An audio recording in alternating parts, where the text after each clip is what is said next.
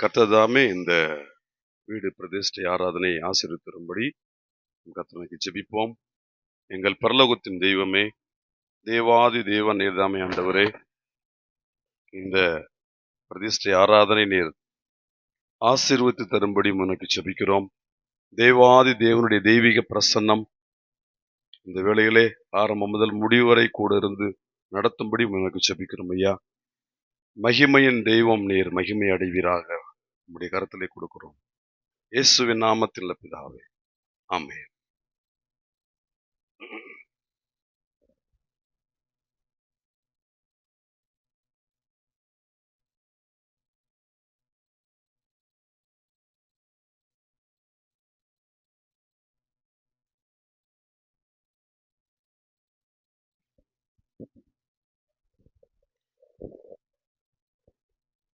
நம் மத்தியில் வந்திருக்கிறதான பாஸ்டர் யோவான் ஐயா அவர்கள் இந்த வீட்டை, அம்மா அவர்கள் வந்திருக்கிறார்கள். இவர்கள் இந்த வீட்டை பிரதிஷ்டை செய்வார்கள். ஜெபம். ஸ்தோத்திரிக்கிறோம் நல்ல ஆண்டவரே, ஸ்தோத்திரிக்கிறோம் ஸ்தோத்திரிக்கிறோம் ஸ்தோத்திரிக்கிறோம். நல்ல மகிமையான தெய்வ பிரசன்னத்திற்காக உமக்கு நன்றி செலுத்துகிறோம், ஸ்தோத்திரிக்கிறோம். இந்த காலை பொழுதிலே உம்முடைய பிள்ளைகள் இந்த வீட்டை கட்டி எங்களுடைய வீட்டை துறக்க வேண்டும் என்று சொல்லி அவளோடு காத்திருக்கிற இந்த நேரத்தில் தேவனாகிய கர்த்தருடைய கரம் இந்த வீட்டை திறந்து கொடுப்பதாக ஸ்தோத்திரிக்கிறோம் ஸ்தோத்திரிக்கிறோம் ஸ்தோத்திரிக்கிறோம். எல்லாவற்றையும் நாங்கள் உங்களுடைய கரத்தில் கொடுக்கிறோம். எப்பொழுதும் திறந்த வாசலை எங்களுக்கு முழுவதாக வைத்திருக்கிற தேவனாகிய கர்த்தருடைய கரம் இந்த வீடு எப்பொழுதும் உம்முடைய சமூகத்திற்கும் என்பதாக திறந்து வைக்கப்பட்ட ஒரு வீடாகும். ஊழியத்திற்காக, சபை பிள்ளைகளுக்காக, அநேக ஆத்துமாக்களுக்காக எப்பொழுதும் இது ஒரு திறந்த வாசலாய் உண்டாயிருப்பதாக ஸ்தோத்திரிக்கிறோம் ஸ்தோத்திரிக்கிறோம். இந்த வீட்டினுடைய சாவியை நம்முடைய கருத்தில் கொடுக்கிறோம். இப்பொழுதும் நாங்கள் இதை திறந்து வைப்பதற்கு ஆயத்தமாகிறோம். தேவனாகிய கர்த்தருடைய சமூகம் முன்னிற்பதாக ஸ்தோத்திரிக்கிறோம் ஸ்தோத்திரிக்கிறோம். என் சமூகம் உனக்கு முன்பதாக செல்லும் என்று சொல்லி அதை மோசையோடு கூட சொன்னீங்க. அப்படியே உங்களுடைய சமூகம் இப்பொழுது இங்கே இறங்கி நிற்பதாக மேகஸ்தம்பம், அக்னி ஸ்தம்பம் இந்த இடங்களை முழுவதும் சூழ்ந்து கொள்வதாக ஸ்தோத்திரிக்கிறோம் ஸ்தோத்திரிக்கிறோம். வானசேனையுடைய திரள் கூட்டங்கள் எங்களோடு கூட, தேவதூதர்கள் பரிசுத்தவான்கள் எங்களோடு கூட வந்து ஆண்டவர் இதை திறந்து கொடுப்பார்களாக. நிறைவு உண்டாயிருப்பதாக இந்த இடங்கள் முழுவதும் பரிசுத்தவான்களுடைய கூட்டங்கள், ஆரவாரம், உன்னத தொழி இந்த இடத்தில் உண்டாயிருப்பதாக. அக்னிமயமான காட்சிகள் இந்த வீட்டை சுற்றிலும் இருந்து கொண்டிருக்கட்டும். ஸ்தோத்திரிக்கிறோம் ஸ்தோத்திரிக்கிறோம். இவர்கள் வாழ்கிற நாட்கள் முழுவதும் எல்லா சூழ்நிலைகளிலும் எல்லாவற்றிற்கும் இவர்களை தப்பித்து பாதுகாத்து இது ஆசீர்வாதமான ஒரு இல்லம் என்று சொல்லி ஜனங்கள் மற்றவர்கள் இவர்களை குறித்து சொல்லத்தக்கதாக இதை விசேஷித்தப்படுத்தி பிரத்யேகப்படுத்தி இதை ஆசீர்வதித்து தர வேண்டும் என்று சொல்லி தேவனாகிய கர்த்தருடைய கருத்தில் கொடுக்கிறோம். இயேசுவின் ஜெபம் கேளும் பிதாவே, ஆமென்.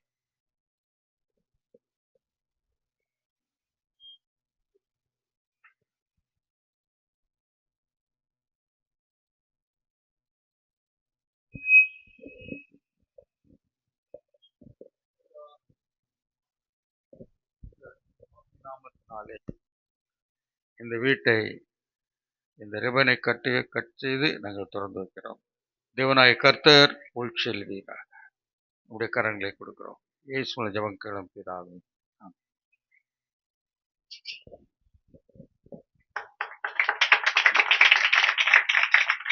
தேவனுக்கே மகிமை,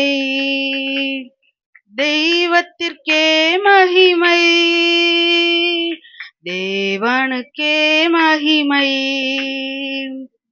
தெய்வத்திற்கே மகிமை.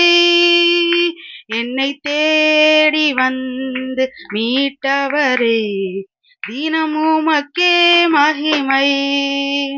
என்னை தேடி வந்து மீட்டவரே, தினமுமக்கே மகிமை. ஐயா வாழ்க வாழ்க, உம் நாமம் வாழ்க. ஐயா வாழ்க வாழ்க, உம் நாமம் வாழ்க. உன்னதத்தில் தேவனுக்கே மகிமை உண்டாகட்டும். உன்னதத்தில் தேவனுக்கே மகிமை உண்டாகட்டும்.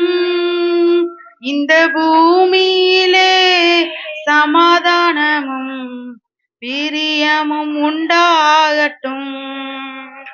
இந்த பூமியிலே சமாதானமும் பிரியமும் உண்டாகட்டும். ஐயா வாழ்க வாழ்க, உம் நாமம் வாழ்க. ஐயா வாழ்க வாழ்க, உம் நாமம் வாழ்க. கூரை நீக்கும் வல்லவரே, கோடி ஸ்தோத்திரமே. கூரை நீக்கும் வல்லவரே, கோடி ஸ்தோத்திரமே. பாவக்காரை போக்கும் கர்த்தாவே, கல்வாரி நாயகனே. பாவக்காரை போக்கும் கர்த்தாவே, கல்வாரி நாயகனே. ஐயா வாழ்க வாழ்க, உம் நாமம் வாழ்க. ஐயா வாழ்க வாழ்க, உம் நாமம் வாழ்க. எளிமையான எங்களையே என்றும் நினைப்பவரே, எளிமையான எங்களையே என்றும் நினைப்பவரே. எங்கள் ஒளிமயமே துணையாளரே, உள்ளத்தின் ஆறுதலே.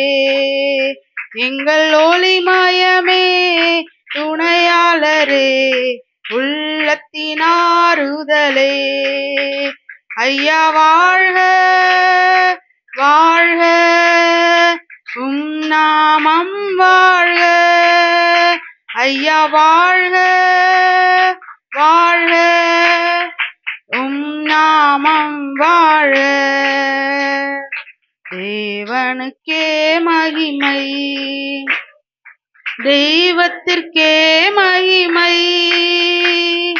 தேவனுக்கே மகிமை, தெய்வத்திற்கே மகிமை. என்னை தேடி வந்து மீட்டவரே, தினமுமக்கே மகிமை. என்னை தேடி வந்து மீட்டவரே, தினமுமக்கே மகிமை. ஐயா வாழ்க வாழ்க, உம் நாமம் வாழ்க. ஐயா வாழ்க வாழ்க, உம் நாமம் வாழ்க.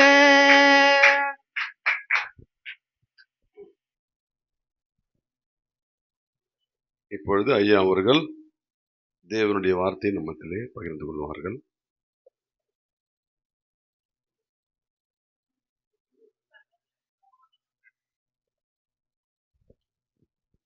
எல்லாரும் கொஞ்சம் உட்கார்றீங்களா? அப்படியே வர முடியுமா?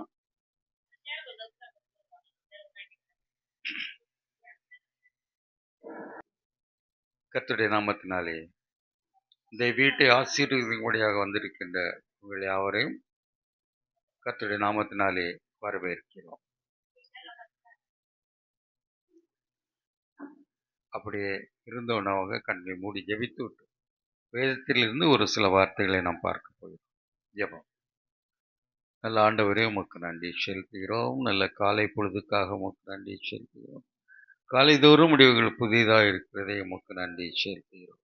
இந்த நாளிலும் ஆண்டவரே, வேத வாக்கியங்களின் நிமித்தமாக எங்களோடு பேசும். வேதத்தின் சத்தியங்களை கேட்கும்படிக்கு எங்களுடைய இருதயத்தை திறந்திருக்கிறோம். இயேசு மூலம் ஜெபம் கேளும் பிதாவே, ஆமென். வீட்டினுடைய சொந்தக்காரங்க யாரு? நீங்களும் அம்மாவும் நீங்களும். பிள்ளைகள் ஒரு 2 பிள்ளைகள். God bless you.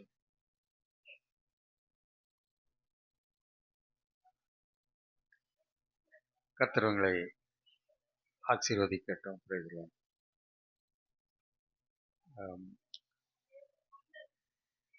சரி. வீடு கட்டுவது என்பது ஒரு பெரிய ஆசீர்வாதம்.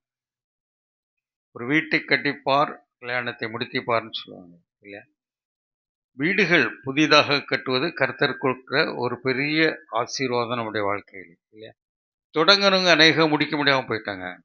ஆனா தேவனாய் கர்த்தர் உங்களுக்கு இதை துவங்க வைத்து சகலவற்றையும் சரியாக செய்து கொடுத்து நல்ல காலங்களிலே குடியேறும்படியாக சமாதானத்தோடு கூட, தெய்வ பிரசன்னத்தோடு கூட, தெய்வ வெளிப்பாடுகளோடு கூட ஆண்டவருடைய சமூகத்திலே காத்திருந்து இந்த வீட்டை நாங்கள் துறக்க வேண்டும் என்று சொல்லி ஊழியர்கள் அழைத்து ஜெபித்து துறக்கின்றதான ஒரு ஆசீர்வாதம்.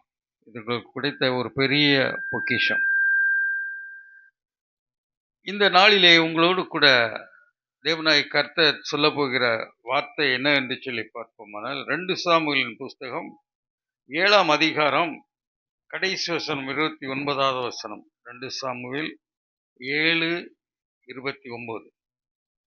இப்போதும் உமது அடியானின் வீடு என்றைக்கும் உமக்கு முன்பதாக இருக்கும்படி, இன்றைக்கும் இப்பொழுதும் உமது அடியானின் வீடு என்றைக்கும் உமக்கு முன்பதாக இருக்கும்படி அதை ஆசீர்வதித்தருளும். அல்லேலூயா. இந்த வீடு ஆண்டவருடைய சமூகத்திற்கு முன்பதாக இருக்கும்படியாக இந்த வீட்டை என்ன செய்திடும்? ஆசீர்வதித்து தாரும். யாரு ஜெபிக்கிறார்? தாவீது இல்லையா? ஆசீர்வதித்து தாரும். உம்முடைய ஆசீர்வாதத்தினாலே, யாருடைய ஆசீர்வாதம்? கர்த்தராகிய இயேசு கிறிஸ்துவனுடைய உம்முடைய ஆசீர்வாதத்தினாலே உமது அடியானின் வீடு என்றைக்கும் ஆசீர்வதிக்கப்பட்டு இருப்பதா? என்றைக்கும் என்றைக்கும், தலைமுறை தலைமுறையாய், சந்ததி சந்ததியாய் ஆண்டவரே இதை நீர் ஆசீர்வதித்து தாரும். இது யாருடைய வீடு? இயேசுவின் வீடு இல்லையா? இயேசு நமக்கு கொடுத்த ஒரு வீடு இல்லையா? அப்போ ஆண்டவர் சொல்றாரு, ஆண்டவருடைய ஆசீர்வாதத்தினாலே வீடு எப்போ நிறைஞ்சிருக்கட்டும், நிறைந்திருக்கட்டும் இல்லையா? அப்படின்னா எல்லா அறைகள், எல்லா வீடு எப்பொழுதும் யாருடைய ஆசீர்வாதம்? கர்த்தருடைய ஆசீர்வாதம் இங்கே நிறைந்து நிற்கட்டும்னு சொல்லிட்டு ஜெபம் பண்றாரு. வீடுகள் கர்த்தராலே கட்டப்படுகிறது, கர்த்தராலே கட்டி கொடுக்கப்படுது. உங்களுக்கு நான் என்ன கொடுப்பேன்னு சொன்னாரு? வீடு வாசல்களை கொடுப்பேன். வீடு இல்லாதவங்களுக்கெல்லாம் வீடு கொடுப்பேன்னு சொல்லியிருக்கிறாரு இல்லை? தாவீதுட்டே அப்படி சொன்ன, நான் உனக்கு ஒரு வீட்டை கட்டும்படிக்கு அருளி செய்வேன் இல்லையா? அப்போ வீடு வாசல் கொடுக்கறதெல்லாம் யாரு கொடுக்குறா? இயேசு கொடுக்குறாரு. முன்கூட்டியே அவர் திட்டமிட்டு தம்முடைய பிள்ளைகளுக்கு வீடு வாசல்லாம் ஆயத்தமாக்கி வச்சிருக்காரு. வீடு வாசல் ஆயத்தமாக்கலாம், ஆனா அது எப்படி இருக்கணும்? ஆசீர்வாதமா இருக்கணும். இப்போ எத்தனை பேர் வீடு கட்டுறாங்க, கட்டிட்டு எங்களுக்கு அங்க என்ன வரல? தூக்கமே வரல அப்படின்னு சொல்ற குடும்பங்கள் நிறைய இருக்குது. நிறைய பார்க்குறோம். அந்த சந்ததிகள் அதில் என்ன செய்ய முடியல? வாழ முடியல. சில காலங்கள் வாழ்றாங்க, அப்படியே போயிடுறாங்க இல்லையா?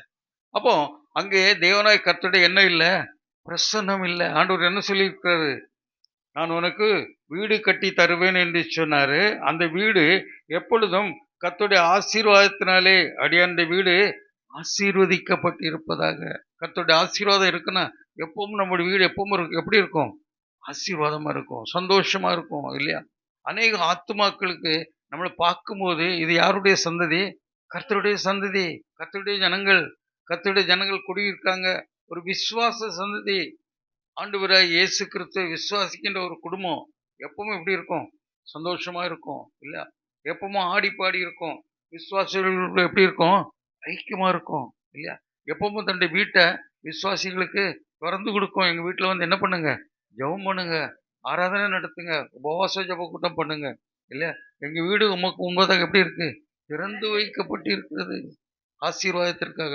எத்தனை பேர் உங்க வீட்டுல வந்து ஜெபம் பண்றாங்களோ அவ்வளவு உங்களுக்கு ஆசீர்வாதம் இல்லையா? எந்த அளவுக்கு உங்க போதகரோ உங்க சபையோ வந்து இந்த இடத்துல வந்து கூட்டங்கள் வைக்கிறாங்க, ஜெப கூட்டம் வைக்கிறாங்க, உபவாசம் கூட்டம் வைக்கிறாங்க. ஒரு நாள் கூப்பிடுங்க, எங்க வீட்டுல வந்து காலையில இருந்து சாயங்காலம் வரை இங்க இருந்து ஜெபம் பண்ணுங்கய்யா அப்படின்னு சொல்லிட்டீங்கன்னா அவங்க என்ன பண்ணுவாங்க? உங்க வீட்டுக்காக பாரத்தோட ஜெபம் பண்ணுவாங்க இல்லையா? இப்போ சத்துரு, பிசாசு, வழக்காடிக்கிறவன், போராடிக்கிறவன், சண்டையிடுறவன், இவன் எல்லாம் எப்படி இருக்கிறான்? நம்மளை சுத்தி இருக்கிறான் இல்லையா? அப்போ இவங்களுக்கு மத்தியில தேவனாய கர்த்தர் நம்மை காப்பாற்றணும்னு சொன்னா எப்போ நம்ம வீட்டுல என்ன இருக்கணும்? ஜெபம் இருக்கணும், பாட்டு இருக்கணும், உபவாசம் இருக்கணும். விசுவாசிகளுடைய வரத்து இல்லையா? நல்ல விசுவாசம் உள்ள உள்ள குடும்பங்களை என்ன செய்யணும்? வரவேற்கணும். அவங்க கூட சேர்ந்து ஜெபம் பண்ணலாம், குடும்ப ஜெபங்கள் பண்ணலாம், பெண்கள் ஜெபம் பண்ணலாம் இல்லையா? நம்முடைய வீடு ஆண்டவருக்கு முன்பாக என்ன பண்ணப்பட்டு இருக்கிறது? திறந்து வைக்கப்பட்டிருக்கிறது விசுவாச ஜீவித்திற்காக, விசுவாசத்தை வளர்ப்பதற்காக தான். இது என்னது? கர்த்தருடைய ஆசீர்வாதம் இல்லையா? கர்த்தருடைய ஆசீர்வாதம். இன்னும் நம்ம பார்க்க போனா வீடு கட்டும்போது ஆண்டவர் வச்சு தான் கட்டணும். யாரை வச்சு கட்டணும்? மூளைக்கல்னு ஒரு கல் இருக்கு தெரியுமா உங்களுக்கு? கேள்விப்பட்டிருக்கீங்களா? நம்ம பில்டிங் மூளைக்கல் போட்டீங்களா? அது எவ்வளவு பெருசு இருக்கும்? பெரிய கல்லா? நான் நினைச்சுக்கிட அப்படி மூளைக்கல் வைப்பாங்க அப்படின்னு சொல்லுவாங்க. நான் நினைச்சுட அது பெரிய கல்லா இருக்கும், விரட்டி கொண்டு வைப்பாங்க, இது மேலதான் என்ன நிற்கும்? கட்டடம் நிற்கும் அப்படின்னு நினைச்சிட்டேன். அப்போ அஸ்திபாரம் போடும்போது ஒரு நாள் நின்றுட்டு இருக்கிறேன்.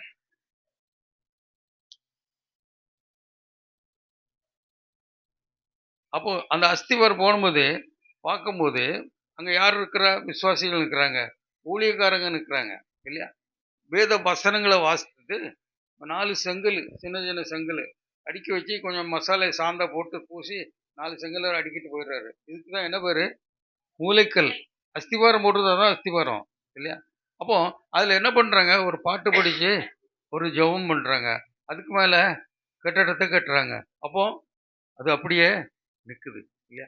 இப்போ ஒரு பில்டிங் கட்டுறாங்கன்னு சொன்னா அதுல சில தூண்கள் மூளைக்கற்களா நிற்கும் அந்த பில்டிங்கை தாங்கிறதுக்கு இல்லையா? அதுல ஸ்டீல் போடும்போது கூட ஜாயின் பண்ண விட மாட்டாங்க, நல்ல ஸ்டீலா போடு. ஏன்னா இது என்ன செய்யுது? கட்டடத்தை தாங்கி நிற்கணும் இல்லையா? அப்போ நம்ம போடுற அஸ்திபாரம், கிறிஸ்தவம் போடுகிற ஒரு அஸ்திபாரம் மூளைக்கல் நாட்டுதல் யாரை கொண்டு நாட்டுறோம்? கர்த்தராகிய இயேசு கிறிஸ்துவை கொண்டு நாட்டுறோம். இது மேலதான் என்ன செய்ய போறோம்? கட்டுறோம். அப்போ இது எவ்வளவு ஸ்ட்ராங்கா இருக்கும்? ரொம்ப ஸ்ட்ராங்கா இருக்கும் அல்லையா? இதுதான் என்னது? அதுதான் அந்த மூளைக்கல் தான் யாரு? கர்த்தராகிய இயேசு கிறிஸ்து இல்லையா? கர்த்தராகிய இயேசு கிறிஸ்து. அந்த கர்த்தராகிய இயேசு கிறிஸ்துவின் மேல கட்டப்படுகிற நம்முடைய வீடு இல்லையா? அப்போ அது எவ்வளவு ஸ்ட்ராங்கா இருக்கும்? அசையாது இல்லையா? ஆமென் அல்லேலூயா. நம்ம வீடு யார் மேல கட்டப்பட்டு இருக்கணும்? இயேசு கிறிஸ்துவின் மேல கட்டப்பட்டிருக்கணும் இல்லையா? எல்லாரும் வீடு கட்டுவாங்க, எப்படி இல்லாமோ கட்டுவாங்க, சாஸ்திரம் பார்ப்பாங்க, சாது பார்ப்பாங்க, நாள் பார்ப்பாங்க, ராகு காலம் பார்ப்பாங்க, எல்லாம் பார்ப்பாங்க. ஆனா அங்க என்ன இல்லை? மூளைக்கல் இல்லை. கர்த்தராகிய இயேசு கிறிஸ்துடைய மூளைக்கல் இல்லை. கர்த்தராகிய இயேசு கிறிஸ்துவின் மேல் நம்ம என்ன செய்றோம்? அஸ்திபாரம் போட்டு நாளுக்கு நாள் அதன் மேல் என்ன செய்றோம்? கட்டப்பட்டு கொண்டே வருகிறோம் அல்லேலூயா. அதுதான் கட்டுமானம் இல்லையா? ஒரு பில்டிங் வளர்ந்தது, பிள்ளைகளானோ, குடும்பங்களானோ, தலைமுறைகளானோ, நம்முடைய வீடு எப்பவுமே எப்படி இருக்கு? ஆண்டவருக்காக திறக்கப்பட்டு. நம்ம வாசல் எப்பவுமே எப்படி இருக்கணும்? ஆண்டவருக்காக திறக்கப்பட்ட வாசல்கள் இல்லையா? ஊழியத்திற்காக, விசுவாசிகளுக்காக, கிறிஸ்துவை குறித்து பறைசாற்றுவதில் எப்படி இருக்கணும்? எப்படிப்பட்ட வாசலா இருக்கணும்? திறக்கப்பட்ட வாசல் அல்லேலூயா. இன்னும் நம்ம பார்க்கும்போது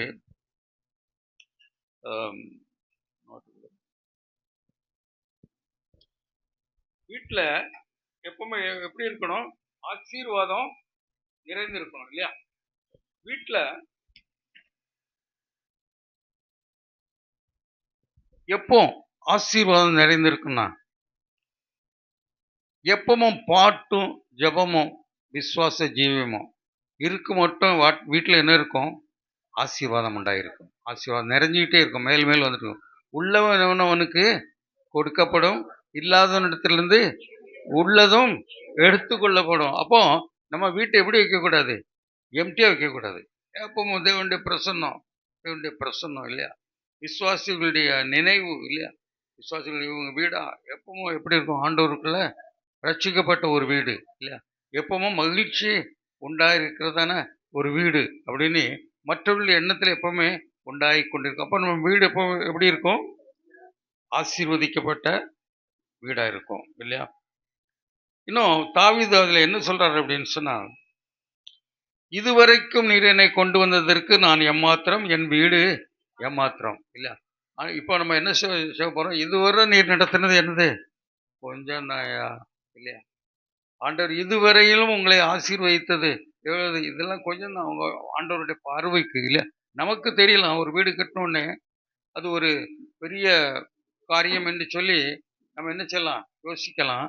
ஆனா ஆண்டவருடைய பார்வைக்கு இது சின்ன காரியம். நீங்க உங்களுக்கு நான் என்ன செய்யணும், எவ்வளவோ செய்யணும்னு யோசிச்சுட்டு இருக்கிறேன் இல்லையா? இது உங்களுக்கு ஒரு ஆரம்பம் தான் இல்லையா அப்படின்னு சொல்றாரு. இஸ்ரவேலின் தேவனாய கர்த்தர் சொல்கிறார், வீடு கட்டி தருவேன் என்று இஸ்ரவேலின் தேவனாய கர்த்தர் என்று சொன்னார். அதை சொன்னபடி அவர் செய்தார். ஆனாலும் இது உம்முடைய பார்வைக்கு கொஞ்சமான ஒரு காரியம் இல்லையா? வானாதி வானங்கள் உலகம் முழுவதும் யாருடையது? ஆண்டவருடையது, தேவனுடையது. ஆகவே இன்னும் நான் என்ன செய்வேன்? பெரிய காரியங்களை உங்களுக்கு செய்வேன் இல்லையா? இதுவரைக்கும் என்னை கொண்டு வந்திருக்கு நான் எம்மாத்திரம் இல்லையா? அப்படிதான் நம்ம சொல்ல. ஆண்டவரே இம்மட்டும் எங்களை நடத்தினீரு. வீடு வேணும்னா வீடு கொடுத்துட்டாரு, தோட்டம் வேணுங்கிறோம் தோட்டம் கொடுக்குறாரு, இன்னொன்னும் கேட்கும் போதெல்லாம் கொடுக்குறாரு. இதெல்லாம் ஆண்டவருடைய பார்வைக்கு கொஞ்சமான காரியம். இன்னும் நான் என்ன செய்யணும்? உங்களுக்கு ஏராளமாக செய்ய வேண்டும். அப்போ உங்களுடைய எண்ணங்கள், சிந்தனைகள், வீடுகள் எல்லாம் எப்பொழுதும் ஆண்டவருக்கு திறந்த வாசலாய் உண்டாயிருக்க வேண்டும். திறந்த வாசலாய் உண்டாயிருக்க வேண்டும் இல்லையா? இறைச்ச கிணறு தான் ஊறும், இறைக்கலன்னா தண்ணி நாரும். கொடுங்கள் அப்பொழுது உங்களுக்கு தான் கொடுக்கப்படும். அப்படி எல்லாவற்றிலும் நம்முடைய வாழ்க்கையில என்ன உண்டாயிருக்கணும்? விசாலம் உண்டாயிருக்கணும். மனக்கட்டினம் எதுலேயும் வந்துடக்கூடாது. ஆண்டோருடைய ஊழியங்கள்ல, ஆண்டோருடைய காரியங்கள்ல இல்லையா?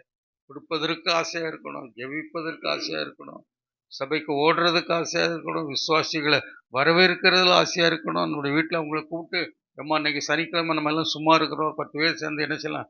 கொஞ்ச நேரம் நமக்காக, நம்முடைய வீடுகளுக்காக, நம்முடைய சபைகளுக்காக என்ன பண்ணுவோம்? ஜெபம் பண்ணுவோம் இல்லையா? அப்போ ஜெப தூபங்கள் ஏறெடுக்கப்பட்டு கொண்டிருக்கும் இல்லையா? இன்னும் சங்கீதம் 122:7 உங்களுக்கு ஆசீர்வாதம் வார்த்தையை சொல்லேன். உன் அலங்கத்துக்குள்ளே சமாதானமும் உன் அரண்மனைக்குள்ளே சுகமும் உண்டாயிருப்பதாக இல்லையா? இப்ப நம்ம என்ன சொல்ல போறோம்? எல்லாரும் என்ன சொல்ல போறோம்? எல்லாரும் சேர்ந்து வாசிக்கலாம். சங்கீதம் 122:7. இந்த வீட்டுக்காருக்காக நம்ம அதை வாசிக்கலாம், மொத்தமா வாசிக்கலாம் எல்லாரும் சேர்ந்து. 122:7. இந்த வீட்டார நம்ம வாழ்த்த போயிடும். உன் அலங்கத்துக்குள்ளே சமாதானமும் உன் அரண்மனைக்குள்ளே சுகமும் உண்டாயிருப்பதாக. அடுத்த வசனம், என் சகோதரர் நிமித்தம் என் சிநேகிதர் நிமித்தமும் உனக்கு சமாதானம் உண்டாயிருப்பதாக என்பதாக இல்லையா? முதலாவது ஆண்டவருடைய சமாதானம் இல்லையா? எப்படி இருக்கணும்? வீட்டு நிறைய உட்காந்துருக்கணும். ஏன்னா உன் அலங்கத்துக்குள்ளே சமாதானமும் உன் அரண்மனைக்குள்ளே சுகமும் உண்டாயிருப்பதாக. எல்லாரும் ஒரு அலையிலே சொல்லுவோமா? வீட்டுக்குள்ளே சமாதானமும் சுகமும் உண்டாயிருப்பதாக. எல்லா நாட்களிலும் சமாதானமும் சுகமும் இந்த வீட்டுக்கு உண்டாயிருக்கட்டும். அதுமல்ல, என் சகோதர நிமித்தமும் என் சிநேகிதர் நிமித்தமும், இது ரொம்ப முக்கியம். சகோதரர், சிநேகிதர் இவங்கெல்லாம் நமக்கு என்ன செய்வாங்க? சமாதானத்தை தராம நமக்கு என்ன செய்வாங்க? விரோதமாக பேசுகிறவர்கள். நம்முடைய உடன் பிறந்த சகோதரர்கள் என்றால் பொதுவாக நம்மை சுற்றி இருக்கிறவர்கள் என்ன பண்ணுவாங்களாம்? அவர்கள் நிமித்தமும் இல்லையா? இப்போ பக்கத்து வீட்டுக்காரன் சண்டை, எதிர் வீட்டுக்காரன் சண்டை, எல்லாம் இவன் என்ன செய்வான்? எதிர்கொண்டு வந்தாலும் கூட வரக்கூடாது. ஆண்டவர் என்ன செய்யணும்? ஜெபம் பண்ணணும். அப்பதான் நமக்கு உண்டாயிருக்கும் சமாதானம் உண்டாயிருக்கும். இப்போ வீட்டை சுற்றிலும் என்ன உண்டாயிருக்க வேண்டும்? சிநேகிதர் நிமித்தமும் சகோதரர் நிமித்தமும் என்ன உண்டாயிருக்கக்கூடாது? பகை உண்டாயிருக்க கூடாது. ஆண்டவர் என்ன உண்டாயிருக்கட்டும்? சமாதானம் உண்டாயிருக்கட்டும். இப்போ நம்ம வீடு சமாதானம், இப்போ ஆண்டவருடைய சமாதானம் நம்ம வீட்டுக்குள்ள வந்தாச்சு இல்லையா? அரண்மனைக்குள்ளே சமாதானம் வந்தாச்சு. இப்போ வீட்டை சுற்றிலும் சமாதானம் உண்டாயிருக்கணும் இல்லை? இல்லைன்னு நம்ம வாழ முடியுமா?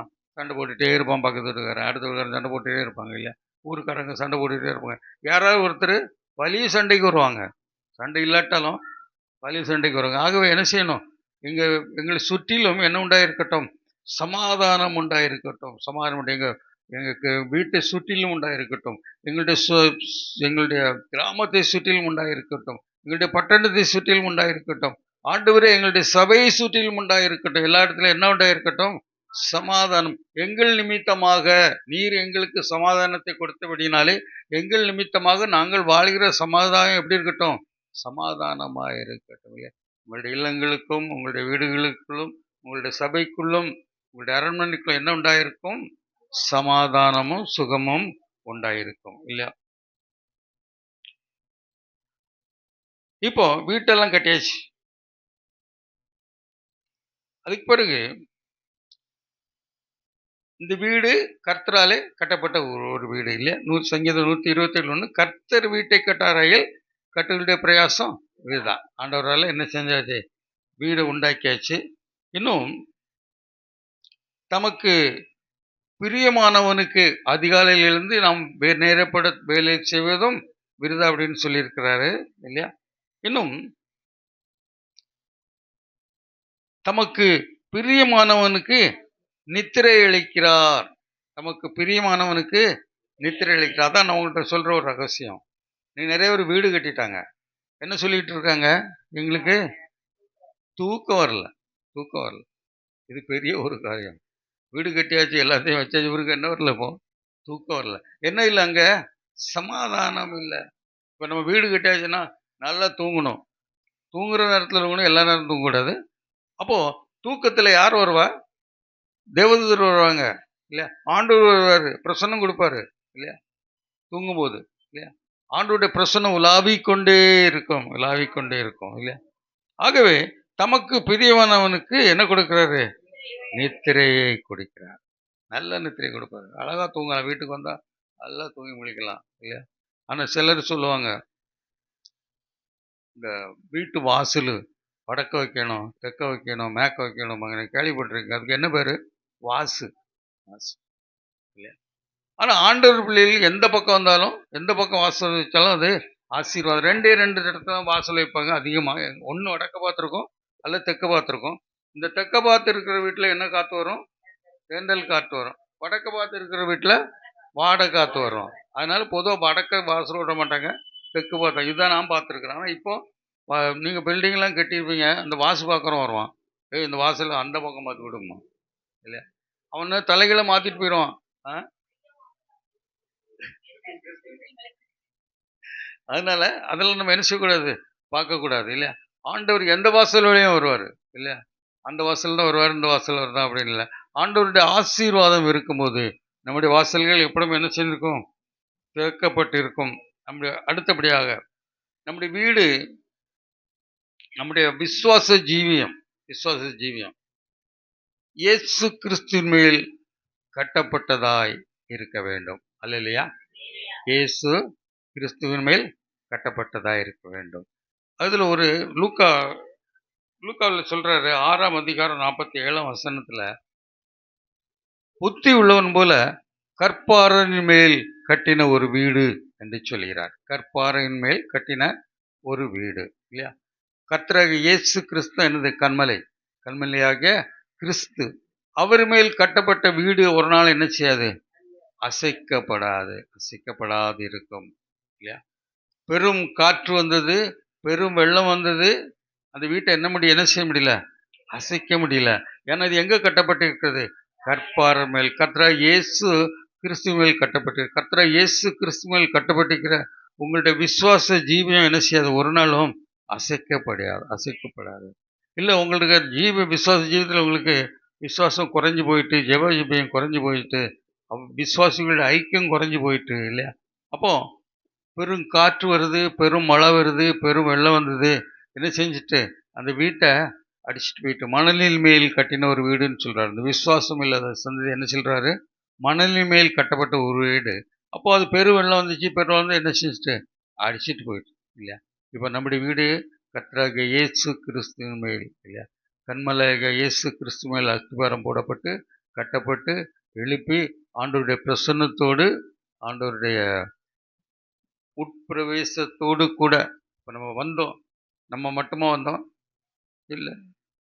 நம்ம வந்தோம், நம்ம சொந்தக்காரங்க வந்தோம், நம்ம சபை மக்கள் வந்தோம், எல்லாரும் வந்தோம். நம்ம கூட யாரும் வந்துட்டாங்க? பரிசுத்தவான்கள், தேவதூதர்கள் இல்லையா?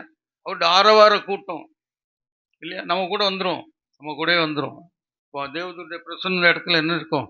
இறங்கின்னு இருக்கும். வல்லமே இறங்கி இருப்பாங்க. அதுதான் ஜெபத்தில் ஒரு காரியம். என்னன்னா நம்ம ஜெபம் பண்ணுறது நம்ம தனியாக தான் உட்காந்துட்டு இருக்கு நம்ம நினச்சிட்டு இருப்போம். அங்கே யார் இருப்பா? தேவதூதர் வந்து நிற்பாங்க. அவங்க வந்து என்ன செய்வாங்களாம்? கலசத்தை பிடிச்சு கொண்டு நிற்பாங்க. உங்களுடைய ஜெபத்தெல்லாம் எதில் ஊற்றுவாங்க? இந்த தூப கர்ப்பமாகிய கலசத்தில் கொண்டு போய் தேவனுடைய பிரசன்னத்தில் கொண்டு கொட்டுவாங்க. அப்பொழுது அக்னி வானத்திலிருந்து புறப்பட்டு அவங்களுக்கு என்ன செய்யுது? பதில் கொடுக்குது. இதுதான் நம்ம நடக்கிற ஒரு சம்பவம். நம்ம ஜெபம் பண்ணுறோம், ஏதோ சும்மா ஜெபம் பண்ணுறோம் இல்லை. அந்த ஜெபத்தை என்ன செய்கிறாங்களாம்? தேவதூதர்கள் வந்து தூப கலசத்தில் பிடிச்சிட்டு கொண்டு போயிடுவாங்க. அப்படியே கொண்டு ஆண்டோடைய சமூகத்தில் ஊற்றிடுவாங்க. அதுக்கு பிறகு எல்லாமே சரியாயிரும் இல்லையா? அதான் நம்ம சுகமடைகிறோம், குணமடைகிறோம் இல்லையா? நமக்கு வேலை கிடைக்குது, தொழில் கிடைக்குது, குடும்பங்கள் உண்டாகுது. இதெல்லாம் நமக்கு என்ன செய்யுது? கிடைக்குது. ஆகவே ஒவ்வொரு நாட்களும் கர்த்தருடைய பிரசன்னத்தோடு கூட கர்த்தருடைய ஆசீர்வாதங்களோடு கூட நாம் என்ன செய்வோம்? நம்பி வாழ்ந்து கொண்டிருக்கோம். சங்கீதம் 115:12 சொல்றாரு, கர்த்தரை நம்புகிற சிறியோரையும் பெரியோரையும் ஆசீர்வதிப்பார். கர்த்தர் உன்னையும் உன் பிள்ளைகளையும் ஆசீர்வதிப்பார்.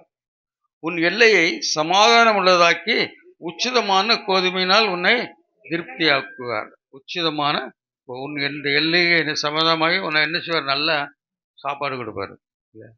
அதுக்கு முன்னால் சொன்ன நல்ல தூக்கமும் கொடுப்பாரு, நல்ல சாப்பாடும் கொடுப்பார். உச்சிதமான கோதுமையினாலே உன்னை போஷிப்பீரார். அப்படியே ஒவ்வொரு நாட்களும் தேவனாய கர்த்தருடைய சமூகத்தில் காத்திருந்த என்ன சொல்லணும்?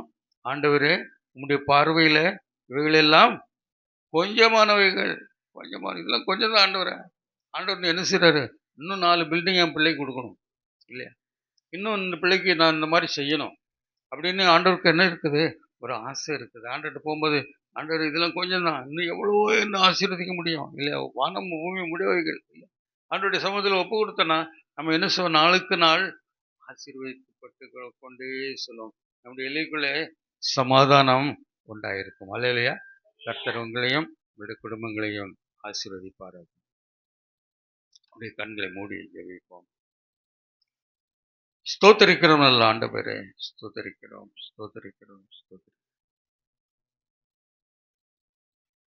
ஆண்டவரே, இந்த பிள்ளைகளுக்கு நல்லதொரு வீட்டை கொடுத்தீர்கள். மனைவி பிள்ளைகளை கொடுத்து, குடும்பங்களை கொடுத்து நன்றி சொல்லி, நீ சொன்னபடி இந்த வீட்டுக்குள் சமாதானம் உண்டாயிருப்பது. அலங்கத்துக்குள்ளே சமாதானம், அரண்மனைக்குள்ளே சமாதானம், சுற்று சூழ்நிலைகளிலே சமாதானம், சுற்றுப்புறங்களிலே சமாதானம். அதுவும் இல்லாமல்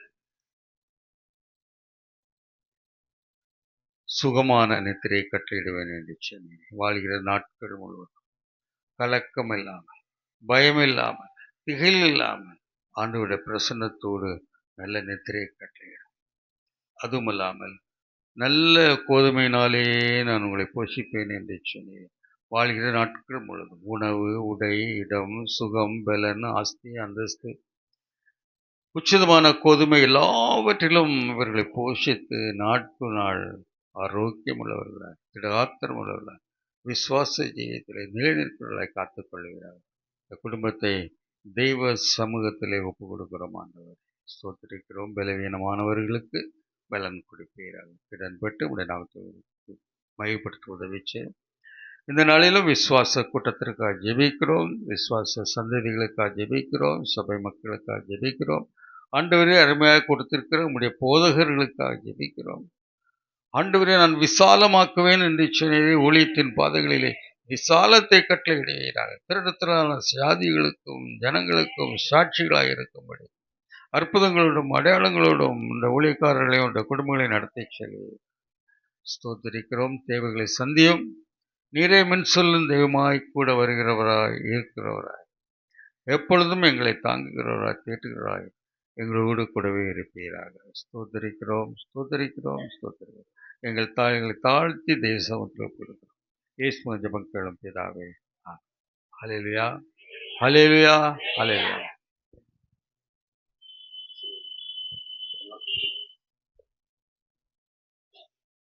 என் ஆத்மாவே கர்த்தரை ஸ்தோத்திரி, முழு உள்ளமே அவருடைய பரிசுத்த நாமத்தை ஸ்தோத்திரி. என் ஆத்மாவே கர்த்தரை ஸ்தோத்திரி, அவர் செய்த சகல வாரங்களை மறவாதே. ஆமென். ஹல்லேலூயா, ஹல்லேலூயா, ஹல்லேலூயா. துதி கனம் மகிமை உமக்கே, ஓ எல்லாமுமே, ஓ எல்லாமுமே. துதி கனம் மகிமை உமக்கே, ஓ நீரே ராஜாவே.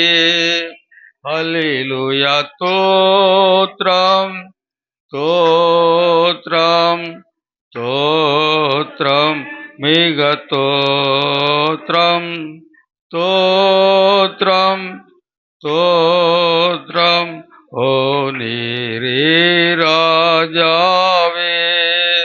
ஹல்லேலூயா. துதி கனம் மகிமை உமக்கே, ஓ எல்லாமுமே, ஓ எல்லாமுமே. துதி கனம் மகிமை உமக்கே, ஓ நீரே ராஜாவே. ஹல்லேலூயா, ஹல்லேலூயா, ஹல்லேலூயா. God bless you.